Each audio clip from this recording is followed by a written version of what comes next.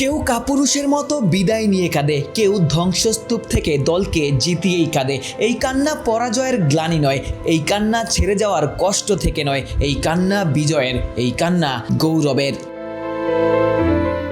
মিশরের বিপক্ষে ৩-২ গোলের জয়ের পর এভাবেই অঝরে কেঁদেছেন লিওনেল মেসি।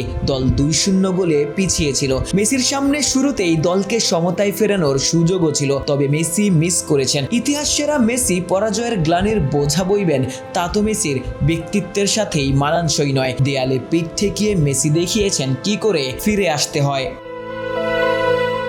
ম্যাচের বাকি মাত্র ১১ মিনিট, অ্যাডেড টাইমের আরও কিছুক্ষণ। তখন মেসি ম্যাজিক দেখালেন। নিখুঁত শটে রোমেরোর মাথায় বল পাঠালেন, সহজ হেডে ক্রিস্টিয়ান রোমেরো ব্যবধান কমিয়ে আনলেন। মিনিট কয়েকের ব্যবধানে মেসি আবার দৃশ্যপটে, আবারও তিনি বাঁ পায়েই ক্রস বাড়ালেন, ফিরতি বলে বুলেট শটে গোল করলেন। জাদু দেখিয়ে বিশ্ব চ্যাম্পিয়নদের ম্যাচে ফিরিয়েছেন। মজুব বিরাট কারবার, জিতে নাও ফ্যামিলি কার, স্পোর্টস বাইক ছাড়াও লক্ষ লক্ষ নিশ্চিত গিফট। পরিসংখ্যান বলে পুরো ম্যাচে মেসি ১২ বার প্রতিপক্ষের রক্ষণে হানা দিয়েছেন, ৭ বার ড্রিবল করার চেষ্টা করেছেন, ৫ বারই সফল ছিলেন, ৬টি বড় সুযোগ সৃষ্টি করেছেন, ৫টি শটে ২টি বলই অন টার্গেট।